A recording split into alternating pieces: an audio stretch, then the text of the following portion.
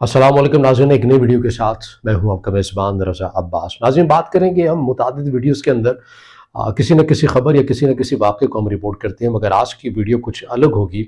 उस वीडियो के अंदर आज की जो ख़ुसूसी वीडियो है, हम इसमें मुहर्रिकात का जायज़ा लेते हैं कि आखिर क्यों हम इतने एक ज़माने से दहशतगर्दी के ख़िलाफ़ जंग लड़ते हुए आ रहे हैं, आखिर क्यों हमें इसके ऊपर कामयाबी हासिल होती हुई नज़र नहीं आती। इसके बहुत सारे मुहर्रिकात हैं। इन मुहर्रिकात को ख़त्म नहीं किया जाता है, इन्हें दूर नहीं किया जाता है, इनका ख़ात्मा नहीं किया जाता है। मगर इसके बरअक्स जो सानवी चीज़ें हैं वो हम करते हैं, और यही वजह है कि जो दहशतगर्दी का नासूर है इस मुल्क पाकिस्तान के अंदर वो ख़त्म नहीं होता है। वो मुहर्रिकात, वो वजूहात क्या हैं, उसके ऊपर आज की इस वीडियो में हम बात करेंगे। मगर सबसे पहले आदाद शुमार आपके सामने रखते हैं कि 2023 में तकरीबन इंटेलिजेंस बेस्ड ऑपरेशन जो किए गए उनकी तादाद जो है 18,736 रही। और इसके अंदर जो हमें कामयाबी हासिल हुई उसमें इन ऑपरेशन के नतीजे में 566 जो दहशतगर्द है वो जहन्नम हासिल हुए, और 5,161 जो दहशतगर्द हैं उन्हें गिरफ्तार किया गया। और इस इंटेलिजेंस बेस्ड ऑपरेशन के नतीजे में जो हमारे जवान हैं 260 से ज़ायद जवान, अफसरान, और तकरीबन आप ये कह लें कि 1000 का जो डिजिट है वो इसके अंदर शहादतें भी हुई हैं। ऐसे जवान, अफसरान हैं, उन्होंने जाम शहादत नोश किया, और इसके अंदर ज़ाहिर है सिविलियन भी हैं इन आदाद शुमार के अंदर। अगर हम मजमूई तौर के ऊपर बात करें तो तकरीबन 1 लाख का नंबर हमें मिलता है जो सिविलियन है या फिर हमारे सिक्योरिटी इदारों के जो एहलकार हैं वो शहीद हुए हैं, और फिर अरबों रुपया हमारा इस जंग के अंदर ज़ाया भी हुआ है, हमारे वसाइल भी ज़ाया हुए हैं। अब मुहर्रिकात क्या है, मुहर्रिकात के ऊपर हम बात करते हैं जिसके ऊपर बात नहीं होती है।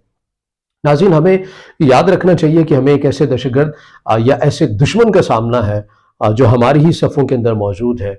उसकी ज़ुबान हमारी ही ज़ुबान की तरह है, उसका रहन सहन भी वैसा ही है जैसा कि हमारा है, उसकी सकाफ़त भी तकरीबन वैसी ही है या वैसी ही शो करता है जैसे कि हमारी है। तो ऐसे दुश्मन को पहचानना बड़ा मुश्किल होता है। एक वक्त था जब हमने सोवियत यूनियन के अगेंस्ट इन लोगों को तैयार किया।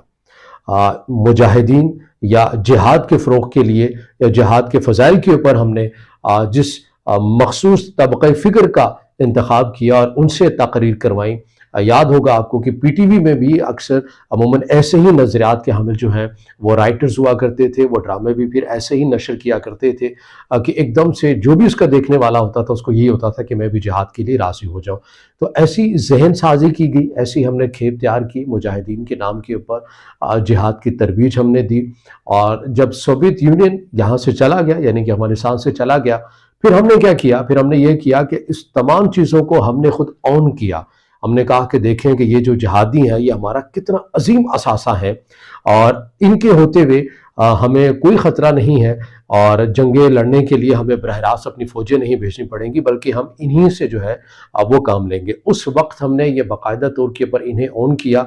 मगर कौन जानता था, ज़ाहिर हकीकत तो यही है कि जब आप मज़हब को वक्ती तौर के ऊपर अपने किसी फ़ायदे के लिए इस्तेमाल करते हैं, और ऐसा लश्कर जिसकी ज़हन साजी आप बड़े पैमाने के ऊपर करते हैं मज़हब के नाम के ऊपर, आप उस पूरी खेप को तैयार कर लेते हैं, तो जो बंदूकें, जो असलहा, जो ट्रेनिंग आपने उनको दी थी, वो आने वाले वक्त में ये हमने देखा कि वही चीज़ें फिर आपके अगेंस्ट इस्तेमाल होने लगी, और फिर अभी तक उनका सिलसिला जारी व सारी है।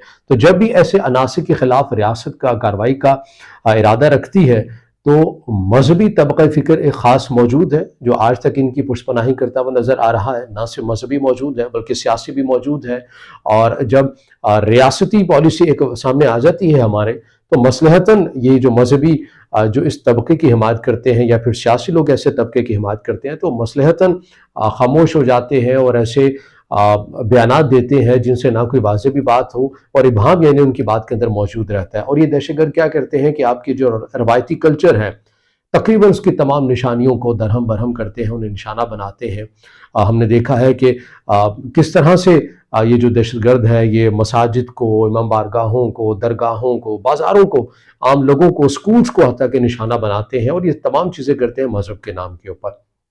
ज़रूरत इस अमर की है कि जो तबका, जो ख़वास, जिन लोगों ने یا جن علماء نے ان لوگوں کو جو لیکچرز دیے، آج بھی یہی سوچ، یہی فکر موجود ہے، اور یہی عناصر جو دہشت گرد عناصر ہیں، چاہے وہ کالعدم ٹی ٹی پی ہو یا دیگر ہو، یہ آج بھی اپنے انہی علماء کا احترام بھی کرتے ہیں۔ ہونا تو یہ چاہیے کہ انہی علماء سے کہیں کہ آپ فرنٹ لائن کے اوپر آئیں، جس طرح سے آپ نے جہاد کے اوپر جہاد کے فضائل بیان کیے، اس کی تشہیر کی گئی، تو آج آ کے یہ بتائیں کہ جہاد میں اور دہشت گردی میں فرق کیا ہے، مگر نہیں بتایا جاتا۔ آپ ہزار دہشت گرد مار لیں، مگر جب تک نظریاتی طور کے اوپر ان کو بنانے والی فیکٹریاں موجود ہیں، اس سے کوئی حاصل حصول نہیں ہوگا۔ ہونا یہی چاہیے کہ نظریاتی طور کے اوپر بھی انہیں ختم کیا جائے۔ آپ جسمانی طور کے اوپر مار دیتے ہیں، مگر ایک پھر پوری ہی کھیپ نظریاتی طور کے اوپر دوسری بھی تیار ہوتی ہے، ایک نسل جاتی ہے تو پھر دوسری نسل بھی آ جاتی ہے، اور بہت ساری وجوہات ہیں۔ ظاہر ہے اس کے اندر معیشت کا بھی بڑا عمل دخل ہوتا ہے۔ جب آپ کے ملک کی معیشت درست نہیں ہوگی، بے روزگاری ہوگی، اور تو بڑی تعداد کے اندر جو آپ کا جو پڑھا لکھا دماغ ہے وہ باہر چلا جائے گا، اور پھر یہاں پر وہ موجود رہے گا جس کے پاس باہر جانے کے لیے پیسے نہیں ہیں، وہ پھر ایسے ہی عناصر کے ہاتھوں استعمال ہوگا۔ تو جس ملک کی یا جس فرد کی بھی معیشت کمزور ہو، تو ظاہر ہے اس چیز کا دشمن فائدہ اٹھایا کرتے ہیں۔ تو ہماری ترجیحات کبھی بھی اپنے ملک کے اندر یہ نہیں رہی ہیں کہ ہم اپنے ملک کے اندر معاشی طور کے اوپر استحکام لے کر آئیں۔ ظاہر ہے معاشی استحکام سیاسی استحکام کے ساتھ جڑا ہوا ہے۔ یہاں پر ایسی سیاسی جماعتوں کے ہم تجربے کرتے ہیں کہ جو انہی دہشت گردوں کو 40,000 کا جو اعداد و شمار جو نمبرز ہمیں ملتے ہیں، ہم نے یہ فیصلہ کر لیا بغیر کسی پارلیمنٹ میں لائے ہوئے یا عوام سے پوچھے ہوئے کہ ان عناصر کو ہم نے آباد کرنے کا فیصلہ کر لیا، اور آج تک ہم اس کا خمیازہ پھر سے بھگت بھی رہے ہیں۔ آپ خود سوچئے ہونا کیا چاہیے تھا کہ جس افغانستان کو ہم نے سوویت یونین سے بچایا، وہ ہمارے خلاف ہے، اور سوویت یونین کے ہونے والی جنگ کی بدولت جو اس کے بعد کے جو نتائج تھے، بڑی تعداد کے اندر وہ لوگ ہماری سرزمین میں آئے، ہم نے ان کی 40 سے 44 سال میزبانی کی، آج وہی لوگ ہمارے خلاف ہیں۔ ہونا تو یہ نہیں چاہیے تھا کہ کم از کم پاکستان کے اگینسٹ ان کی سرزمین استعمال نہ ہوتی، مگر ہو رہی ہے۔ آپ نے اتنے احسانات بھی کیے، مگر اس کے باوجود بھی وہ آپ کے احسانات کو ماننے کے لیے تیار نہیں ہے، بلکہ آپ ہی کے اگینسٹ اپنی سرزمین کو استعمال کر رہے ہیں۔ آپ نے واضح طور کے اوپر ثبوت بھی ان کے سامنے رکھ دیے، مگر وہ ماننے کے لیے تیار نہیں ہے۔